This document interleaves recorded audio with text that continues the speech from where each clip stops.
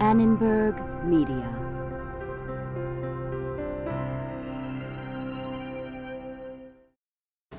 Developing countries. They face tough choices. Should they import the goods and services they need or produce for themselves? What's the best way for developed countries to help? With aid or trade? We'll find out when we look inside the global economy.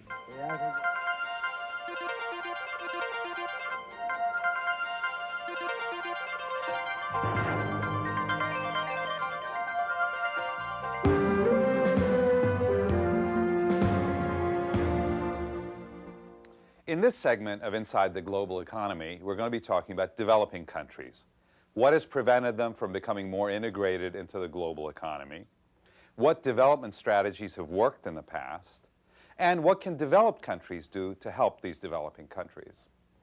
We're going to answer some of these questions by looking at two case studies. One which looks at the development process of Sri Lanka and Korea and compares them, and another that looks at aid to Tanzania.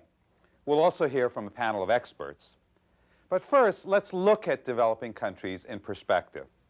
And let's do that first looking in comparison to the United States. Here we have a graph of the per capita income of the U.S. as it grew from 1830 to 1990. And we can see the very rapid growth in income that occurred as the U.S. became a more developed economy during those years. And in fact, income went from not quite, let's say, $1,000 a year per capita to above $20,000 a year per capita right now. And then we compare that in 1988 with other countries. Notice Switzerland's up there, as is Japan and France.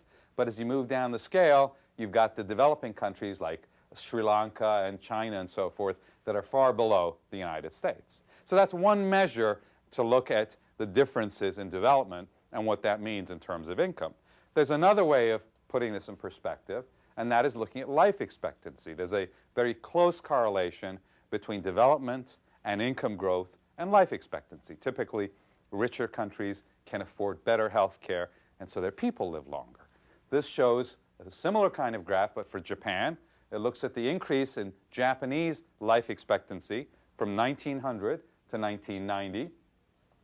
And you can see that life expectancy went from just below 45 years as an average lifespan to just under 80 years as an average lifespan in Japan, as Japan became richer and could afford better health care. And it compares that to other countries. Up there are Greece, France, the United States.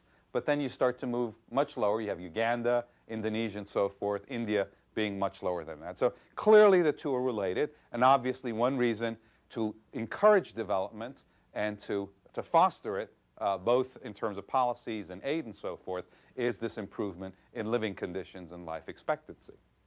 Now, why is it that so many of these countries have had trouble becoming more integrated into the world economy and becoming more developed? What have been the obstacles?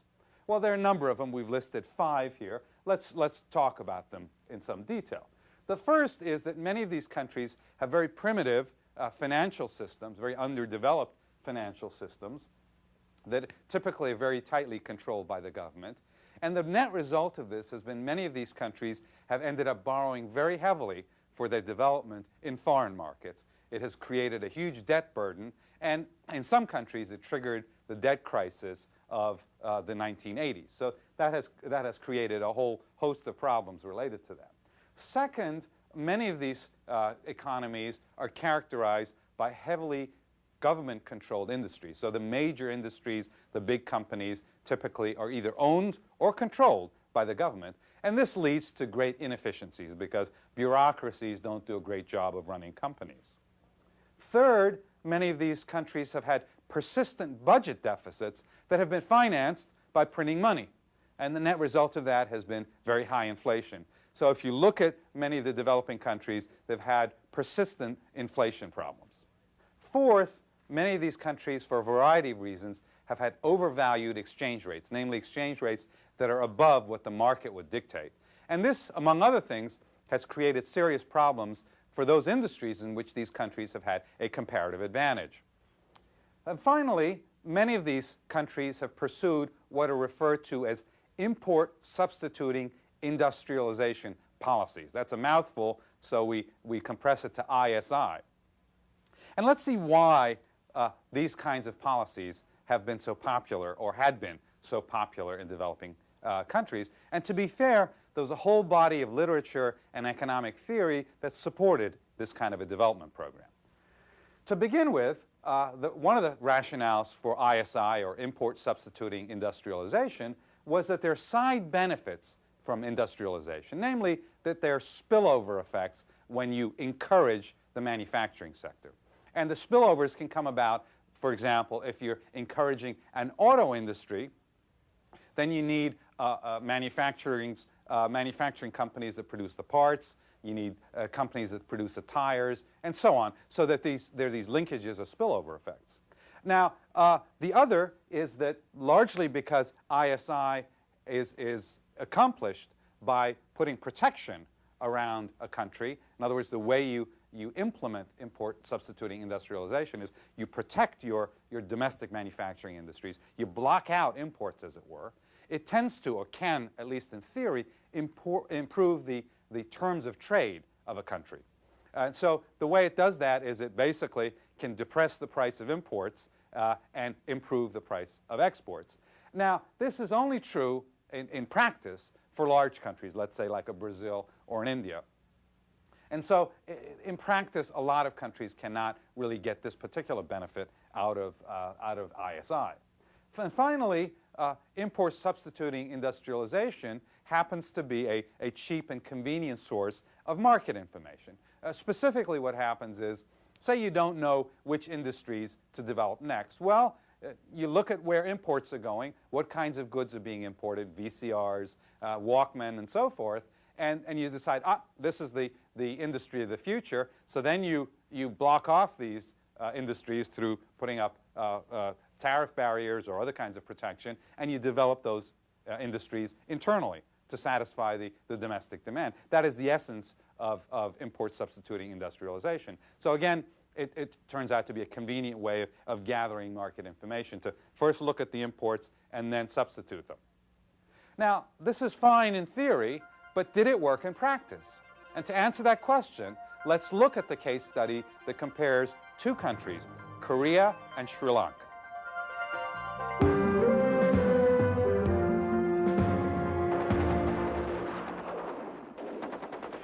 In the 1950s, South Korea was recovering from devastating war with the Communist North.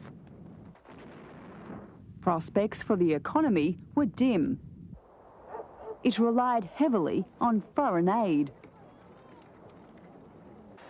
By contrast, Sri Lanka's prospects for economic success were considered the best bet in Asia. It had it all: resources, industry, skilled labour. But 3 decades later, it was an economic ugly duckling. It was South Korea which became the industrial swan, its industry among the world's largest. What tipped the balance?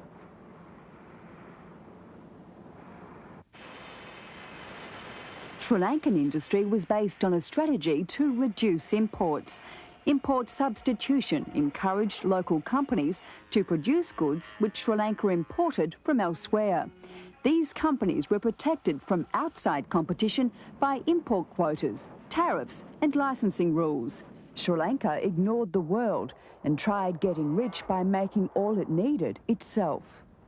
By the late 60s, economy tended to stagnate.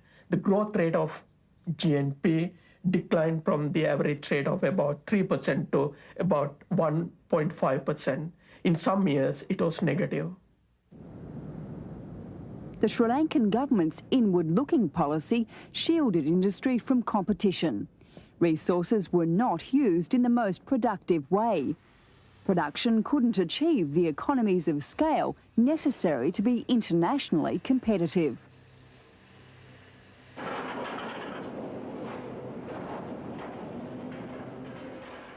But in South Korea, companies like Hyundai were marching to a different beat, one set by the demands of world trade. Korean industry's roots were also in low-skill manufacture, industries such as textiles, shoes, even wigs. Those ordinary products were the key to establishing an industrial base on which Korea could build. It allowed the government in 1962 to adopt a development strategy promoting world trade, the key to encourage labour-intensive manufactured exports, in which South Korea had a comparative advantage. Kim Chung-yung was the architect of the policy. In the 1960s, if we had adopted import substitution policies, we would not have been able to achieve this level of development.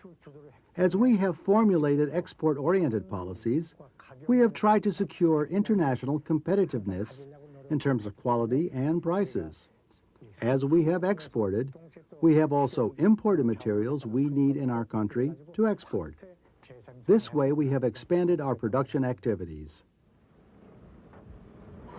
In just 20 years, this area changed from a fishing village to the world's largest shipbuilding yards. Government policy helped it transform. Capital was made more freely available to companies. Import duties were reduced on the items they needed from overseas.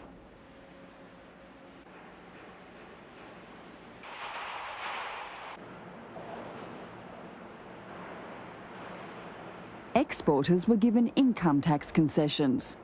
Red tape tying up exports was cut.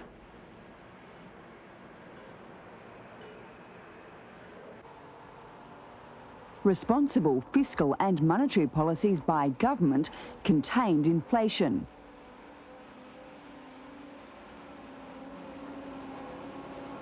A realistic exchange rate was established and changed as economic conditions warranted. Gross national product skyrocketed.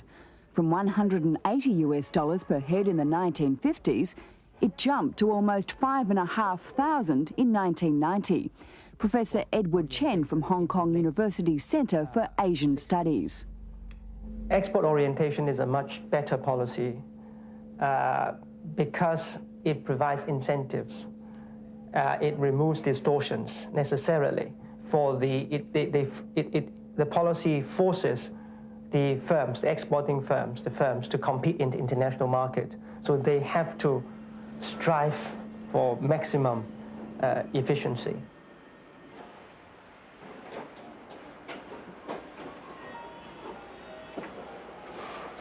Hyundai's automotive division produces more than 1 million vehicles a year. Almost half are exported. Prices and quality are internationally competitive. Like the shipyard, it has beaten competitors with long histories in the industry.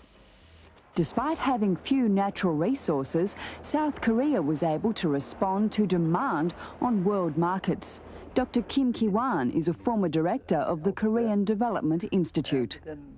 Outward-looking strategy make economy very flexible, responsive to changes. You know, far more than inward-looking the economic regime. Put differently, the businessmen who used to compete in the world market know what changes to make, much more than bureaucrats managing economy under import substitution regime. South Korea's exports grew more than 30% per year in the decade to 1971. Annual economic growth approached double figures. Those numbers convinced countries like Sri Lanka to abandon import substitution policies. They began striving for exports. The shift was inevitable. Even you look at a country as big as China and India, they have a big domestic market, but they could not succeed with import substitution policy. Even in the case of China, with over 1 billion people, they had to develop the coastal provinces to adopt export orientation industrialization policy. Sri Lanka learnt industry alone doesn't guarantee economic growth. The government policy which drives industry makes a vital difference. Economist Premachandra Athakurala has conducted an exhaustive study of his country's trade policy. This dismal growth record of Sri Lanka compared with Korea or compared with other success stories in the East Asia can easily be related to the wrong policy choice. South Korea's rapidly rising living standards came from the emphasis on integrating into the world economy. It secured a larger slice of the world economic pie. Why was Korea so much more successful than Sri Lanka in its development? Some time ago, some of my colleagues gathered in Melbourne, Australia to answer this question.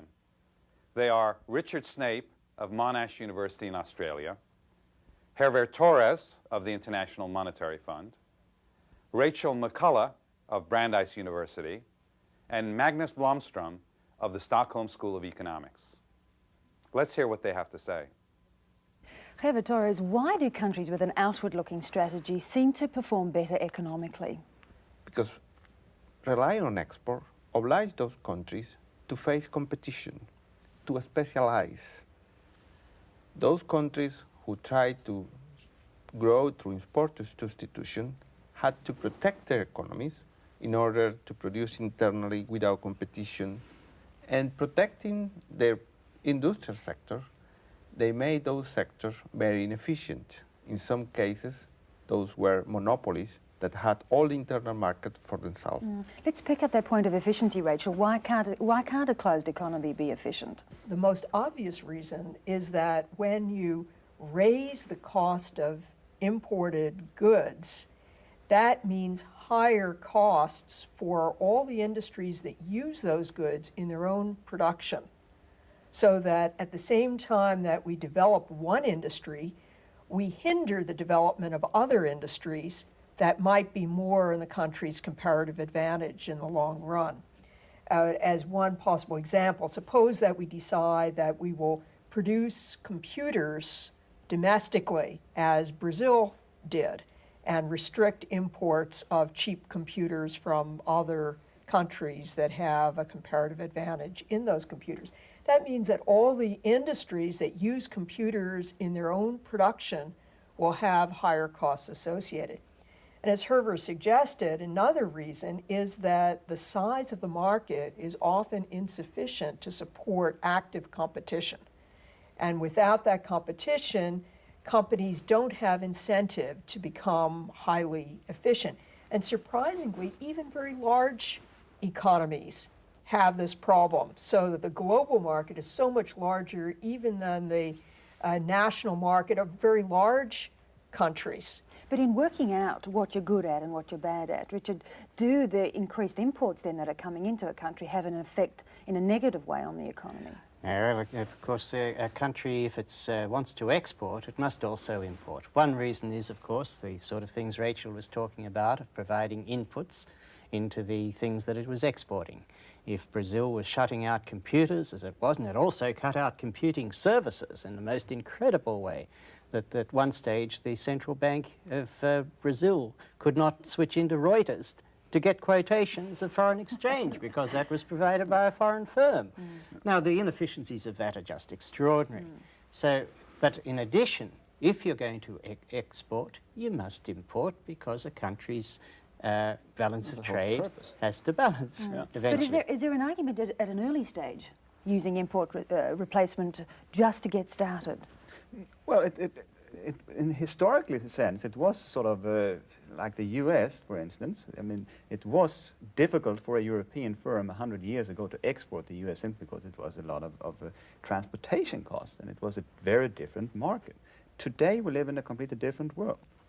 But even 100 years ago, there were countries, like the Scandinavian countries, which had never used any protectionism at all to build up their industry. They have created it without any whatsoever protectionism or trade barriers. But I think the interesting part today is that even large countries like China, even a country like the United States, is small in the sense that it's heavily dependent on imports of other technologies, heavily dependent on export markets all around the world. I can give you one little example from the U.S. If you take a U.S.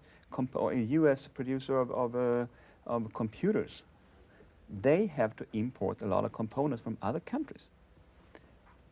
Even a U.S. high-tech firm is not independent on imports from Europe, from Asia, from its own subsidiaries in other countries around the world.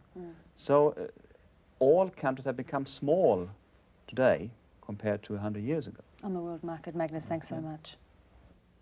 To put export promotion policies and import substituting industrialization in perspective, let's look at the results of a World Bank study that was done some years ago, in which the comparison was made of 3 countries, Brazil, Colombia, and South Korea, and the study looked at periods in which the governments there had pursued import substituting industrialization and then switched to export promotion. And if you look in the case of Brazil, about 1965, it switched to export promotion policies, and in the next 10 years, it doubled its growth rate. Similarly with Colombia, switched about the same time in 1965, late 60s, and it too doubled its growth rate.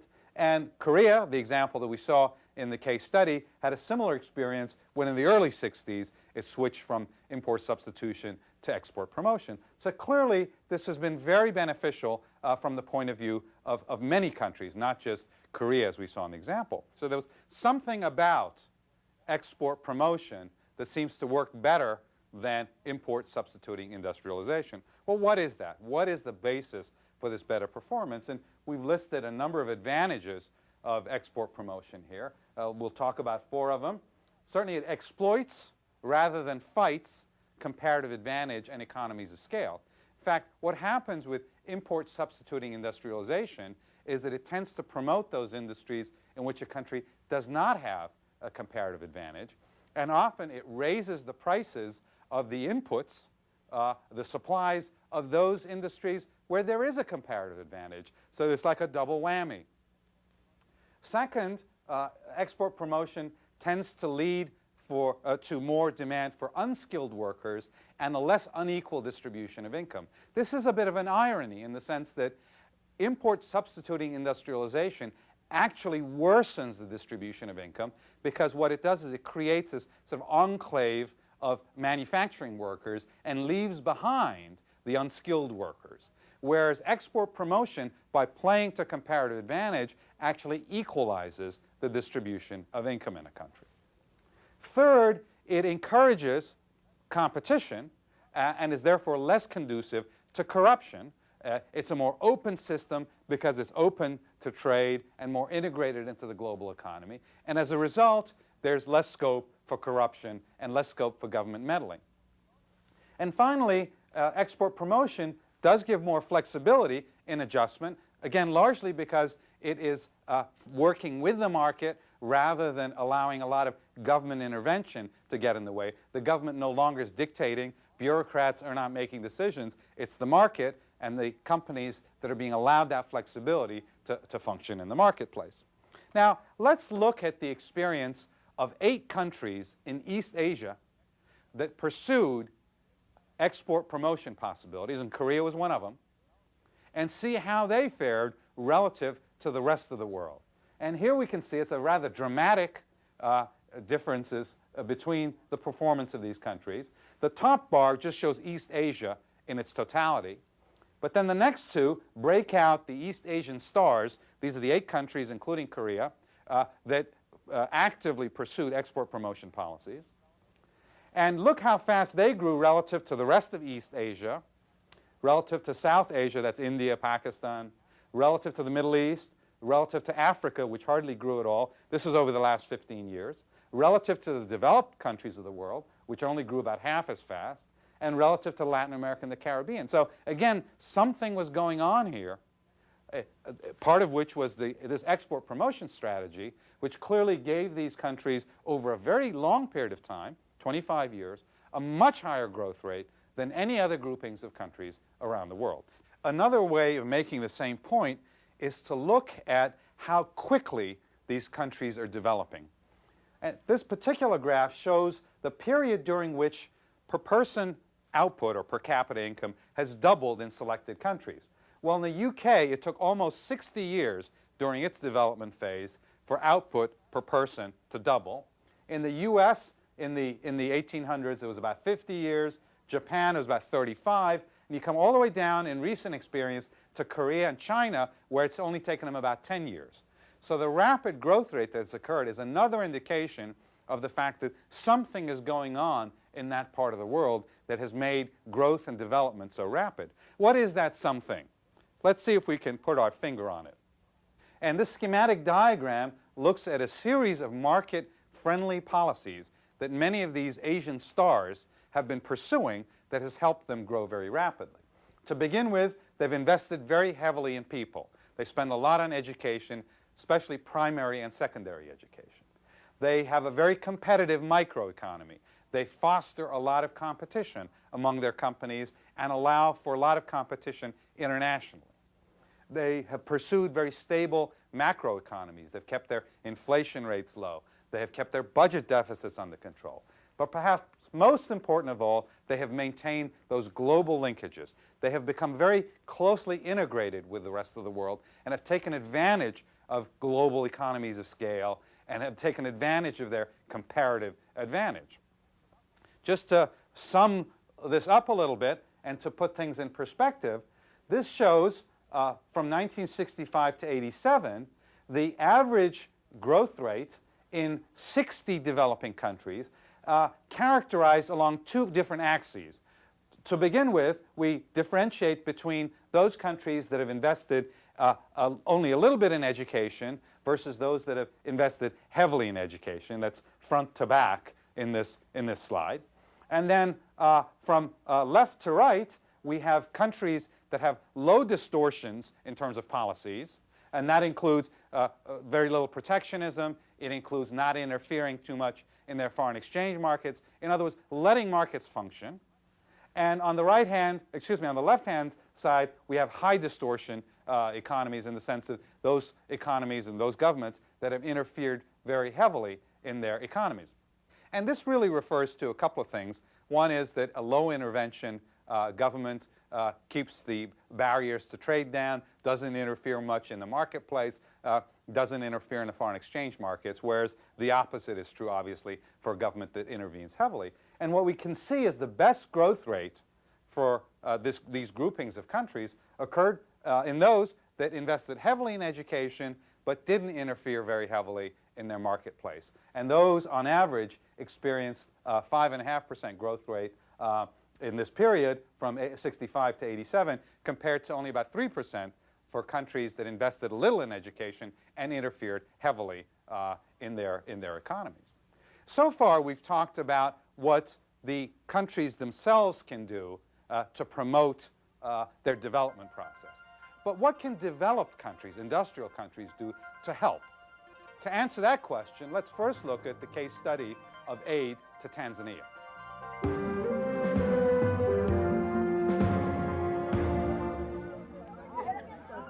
A new leader gave hope to one of the poorest nations in the world. Rich Western countries started to give billions of dollars of aid, but it didn't turn out the way the donor countries wanted.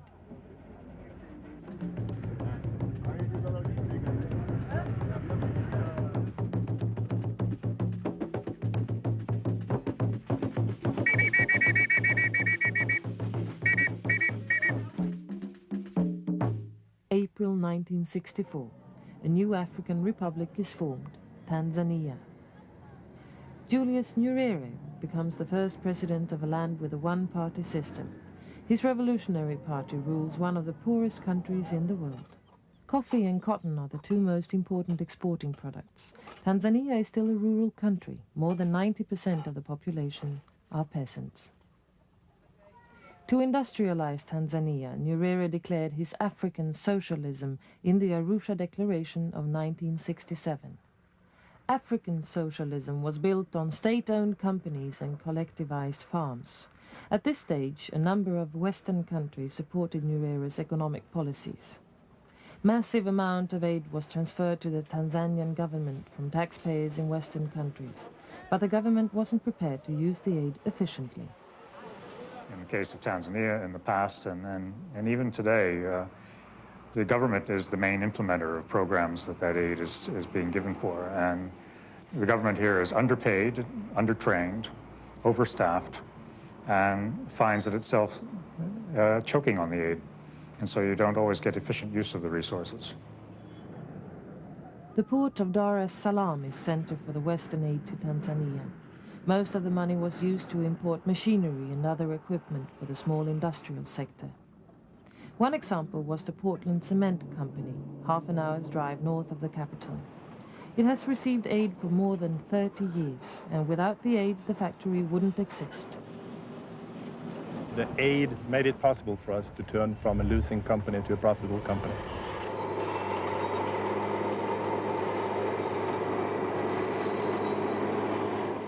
The manufacturing industry in terms of GDP increased during the period of direct aid to industrial companies in Tanzania. It was 4% in the beginning of the 60s, but increased and reached a peak of more than 10% in the end of the 70s. Since then, the manufacturing sector has decreased to the same level as 30 years ago. When foreign donors no longer supported the companies, they couldn't survive. Despite the fact that more than 80% of Tanzania's export were agricultural products, the Western aid was not used to improve the trade of coffee and cotton. Instead of developing the sector where Tanzania had comparative advantages, the Nyerere government kept the surplus of the exporting products. Therefore, coffee farmers like this family didn't get world market price for their products. Mr. Ngoro has always been disappointed. Yeah, always been bad. Always been bad. The low price that the farmer got for the coffee led to a sharp decline in the coffee production in Tanzania.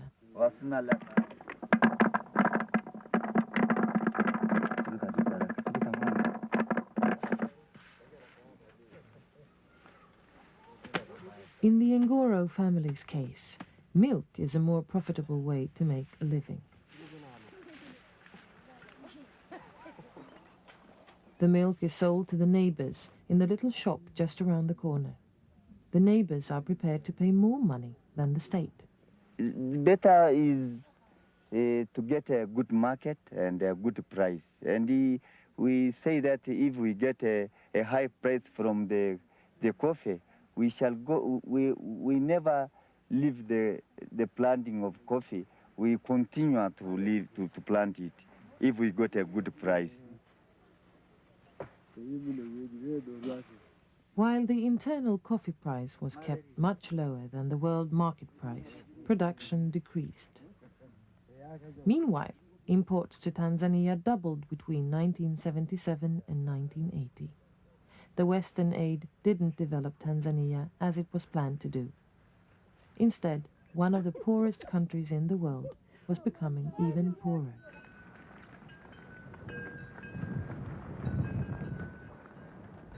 If today, for example, as some donors are already doing, they cut back on aid, then obviously the growth of the economy will have to slow down unless something fortuitous happens in between, like we get oil and then export it tomorrow. But otherwise, there is basically that problem.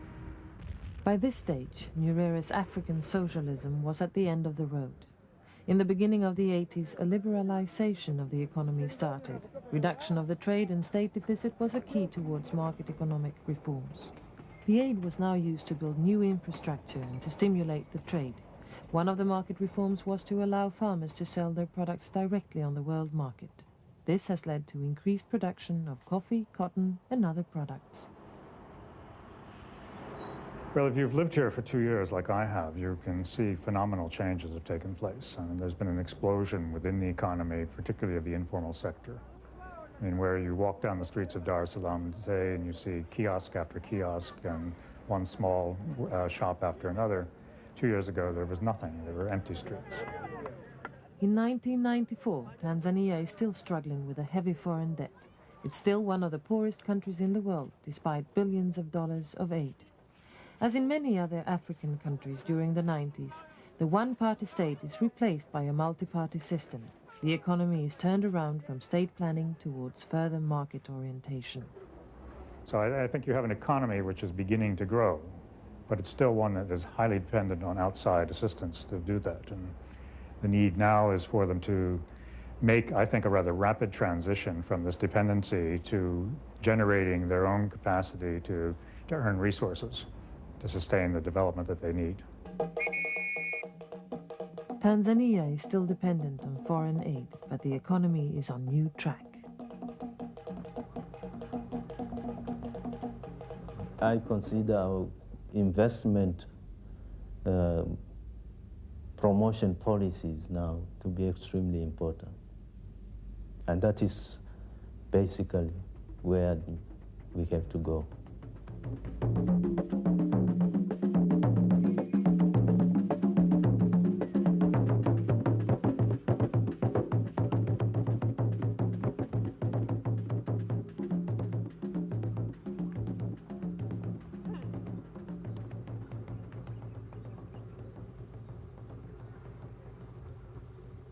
Did aid help or hurt Tanzania? And what else could the developed countries have done for Tanzania? To answer that question, let's go back to Australia and see what our panelists have to say. Magnus Blomstrom, is aid a good or bad thing for an economy at the end of the day? Well, I don't think you can put a question like that, because it might be good, it might be bad. It has been bad in many situations when aid has supported economic policies that have been very bad for long-run economic growth. That we have seen a lot of during the 50s or the 60s and 70s in Africa, for instance. And as in the case of Tanzania, it's obviously it's been very bad for the country. My guess is that Tanzania would have been much better off today without all this aid. On the other hand, there are situations when a country is performing good economic policy, and of course economic aid or aid, foreign aid, can be a benefit from the country. It might build up roads, it might create harbors and do things, for instance, that create trade and exports. In that case, it might be good. But Richard, in the case where a country is really a low-income country, it needs a lot of help, how do you do it other than with aid? Well, I think that aid does have a role, but often, much more importantly, is in fact to be opening up trade opportunities. So often, developed countries have barriers to the imports from developing countries, and removing those barriers would in fact generally be much better. We can think of many examples of cheap products being made in developing countries, of shoes and clothing and so on, which have been and still are restricted greatly in imports into the developed countries. Now, the developing countries have a comparative advantage in these products. To shut those products out is restricting the development of those countries. If you then try to compensate by providing them aid, then that's not, it may not be the most efficient way to help them. And very often, the developed countries have given trade preferences for those products, but those preferences have been very, very limited. They've said, yes, we'll give you preferential treatment of the exports of your products, but we'll limit the amount that we take on that basis. It would have been far better if they had simply lowered the barriers and said, we'll take any quantity of those products. There would be then adjustment problems in the developed countries themselves, of course, because those industries compete often with depressed sectors and low-income groups in those countries. The aid then could have, in fact, been directed to their own populace and to allow them to import more. The point is that aid, as Richard said, is sometimes necessary. For example, very heavily indebted countries may need help to start off, to start growing.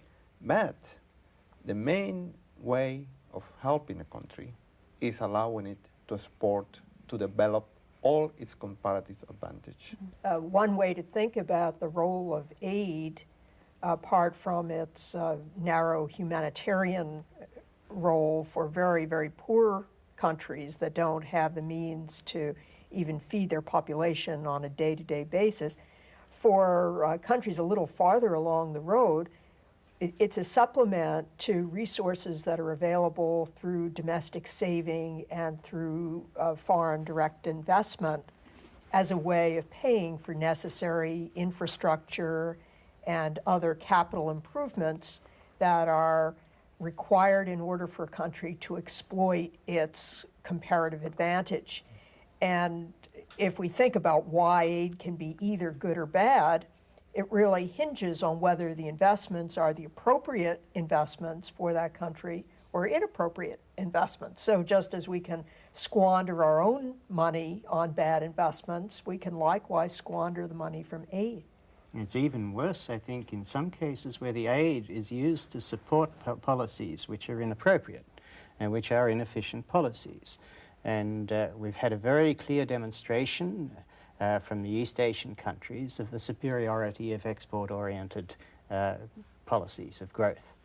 And that led then to a tremendous turnaround in development thinking, when the whole philosophy of development economics has now gone to emphasize this commitment to the world market. And yet we had the aid in the Tanzanian case, for example, supporting the old import substitution and prolonging the adjustment to this new way of thinking and the adjustment of the policies to what demonstrably have been successful, where demonstrably the import substitution policies have been disastrous. That's why it's interesting too to go back historically, Magnus, to look at why developed countries imposed conditions when they lent out money. Yeah. Well, I shouldn't forget about, in this particular case, that in Africa, in Tanzania, for instance, they got all their aid simply because they did follow a policy that in Sweden, the Netherlands, we were the two aid donors in this case, they got it simply because they followed the right policy according to the Swedes and the Dutch. And the whole development thinking in the 1960s and 70s was that export is bad for you and import substitution and inward-oriented policy is good for you. And we can't blame it all on them. And it's certainly the developed countries' fault to a large extent that this has happened. The economists are a good bit to blame themselves, because that was the predominant development orthodoxy at that time, which was a product of perhaps a lot of Marxist economics being mixed in with Keynesian concerns of unemployment, and then mixed that in with newly independent countries seeking to establish their own independence, and guilt amongst many of the ex-colonial countries, and thinking that they'd been exploiting, and there's a lot of pressure in that guilt way. And all these things move together to this import substitution type of policy environment. There were economists who were saying this is wrong, but they were regarded as heretics, and for a long time regarded as, well, nutcases, really. Those international institutions like the World Bank or the IMF 20, 30, 40 years ago, in a way also thought that the best way for developing those economies were the import substitution strategy. Nowadays, everybody, most people are convinced that that's wrong. And aid or other kind of complementary assistance or technical assistance is directed towards this new strategy, which has proven to be the best one, I would say. So, in a sense then, we really still have to have conditional aid if there's going to be a period where aid is needed, Magnus? Well, I think we have to have conditions in one way or the other. I don't think you just want to throw your money away. But key question is what type of conditions should we have? And we might think today, we are pretty sure about what they should be. Ultimately though, Rachel, and finally, will trade be better than aid? Well, in the long run, certainly. But for very poor countries, as Hervé said, it may be necessary to supplement trading opportunities with aid in order to allow countries to fully develop their comparative advantage. And only after they are further down the road will it be possible to eliminate the aid entirely. Thank you very much. Let's see if we can put aid from developed countries to developing countries into some kind of perspective. First of all, how big is it? And we look at, on this graph, at the net resource flows, the net aid flows to developing countries in terms of billions of dollars. And we see that it's somewhere between 100 and 150 billion dollars a year from the developed countries to the developing countries. It primarily falls into two categories. One is official aid. Those are the bottom large parts of the bars here. And the other is unofficial or private aid, which is the top part. What's interesting here is this, the amount of aid has fluctuated fairly dramatically over the last few years. Let's say it was as low in the mid-1980s as 100 billion, and it was up by the early 1990s to about 160 billion. Now, what percentage of a country's economy, of a developed country's economy, is this aid? And this next graph shows aid as a percent of GDP by country. And notice that the OECD average in terms of aid as a percent of GDP for the average OECD country is less than 0.5%, which is a very small fraction. The most generous donors are the Scandinavian countries, where for many of them it's around 1% of GDP. But notice in the US, it's around 0.2% of GDP. So our aid to the developing countries is really quite small as a percentage of our overall economy. So it's not a huge burden in terms of what we do. What is the rationale behind aid? Most of it is very altruistic. To begin with, it's to relieve poverty. Poverty is a very large part of the landscape, the economic landscape of many of the developing countries. So clearly one goal, at least a stated goal, of aid is to help the poor in those countries. Secondly, it's to help in the development process, and often aid is given for things like roads or airports or dams, very large projects like that that require large funding, so the aid goes in terms of building those kinds of large infrastructure projects, as they're called. And finally, aid is often to help solve the balance of payments problems of a country. For example, countries often in their development process need to import a lot of manufactured goods. So aid can help them in that because obviously they need the money to buy those goods. So this is a process whereby aid can help that in terms of that stage and that need of a developing country. Now, what about the problems with aid? And there are lots of them. We've listed 5 of them here. The first is that while at least the motivation behind aid in theory is to alleviate poverty and to help out, often the reality is that it's politically motivated. Often countries will help those developing countries that support them politically. For example, during the Cold War, the US supported its allies. It didn't help out the neediest countries in the world. It supported its allies. Same thing with other countries. The US wasn't unique in doing that. So it's a very pragmatic kind of aid focused along political lines. Second, aid is often commercially motivated. This is referred to as tied aid. It is, in effect, a sort of hidden export subsidy, and it works like this. We will give you the money if you buy our goods. The US has done this. Japan has done this. So a number of countries do it. It tends to be very inefficient for 2 reasons. One, it forces the developing countries to buy goods from a country that they might not otherwise buy from before because it's more expensive. Or it might force them to buy goods that they normally wouldn't need at this stage in their development process. So it tends to distort the development process, both in terms of forcing these countries to buy more expensive goods, but also forcing them to buy goods they might otherwise not need at this stage in the development process. Third, aid is subject to budgetary pressures in the donor countries. The US in the 1980s had to cut its budget deficit dramatically, and one of the programs that came under intense pressure was foreign aid. So again, the developing countries, the receiving countries, are at the mercy of the donor countries when it comes to aid. Fourth, aid tends to promote corruption in the receiving countries. Often cynically, it's been said that aid is the poor people in rich countries giving to the rich people in poor countries.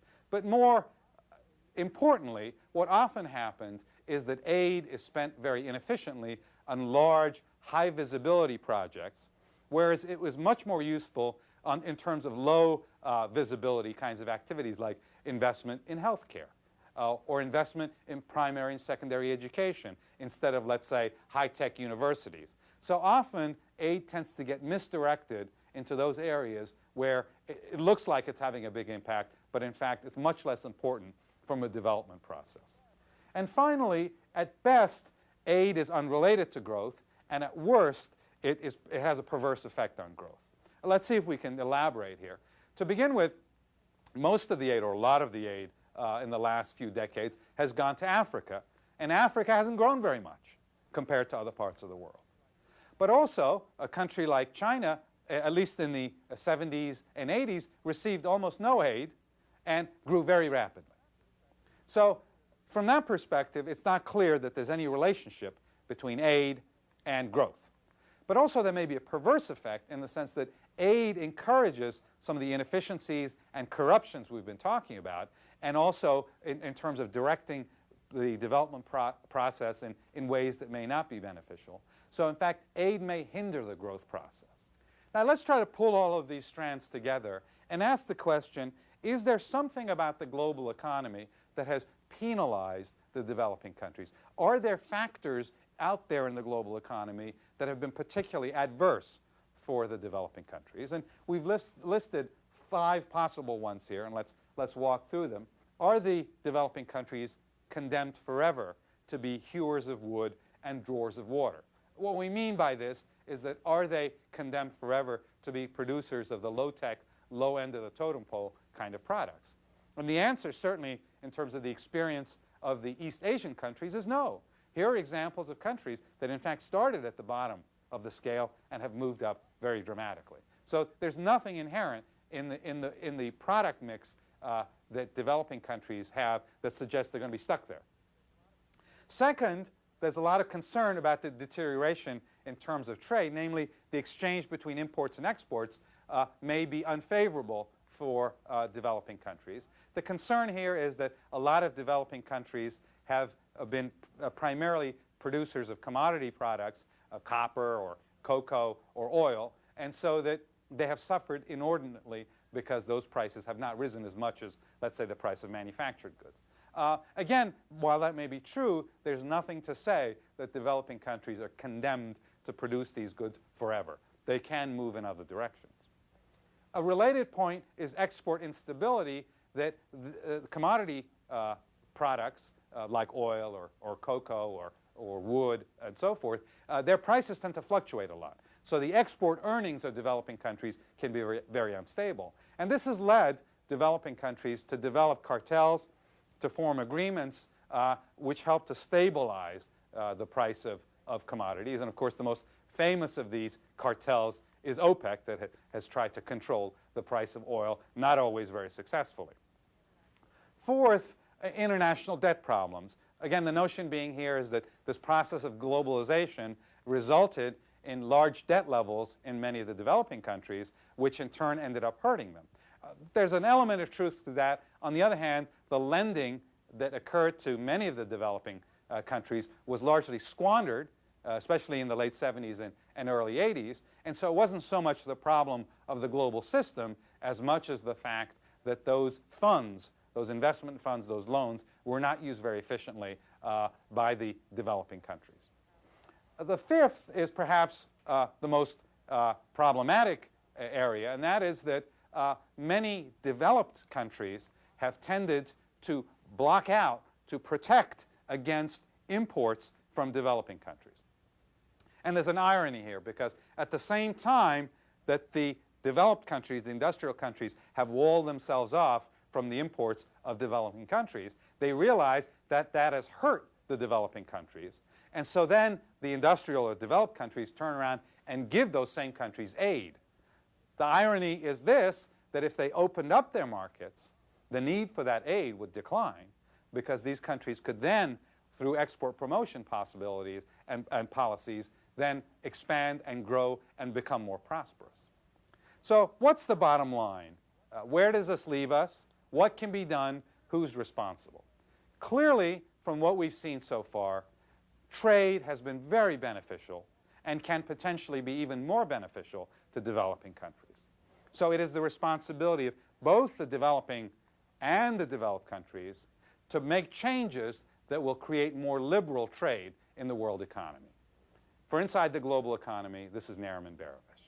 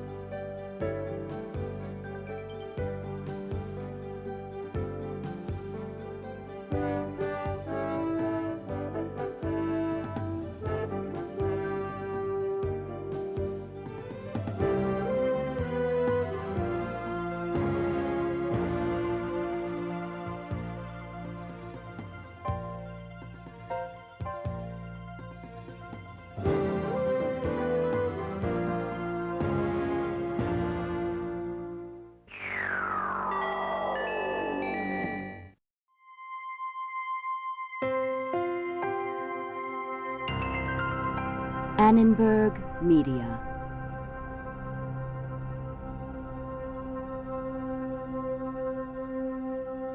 For information about this and other Annenberg Media programs, call 1-800-LEARNER and visit us at www.learner.org.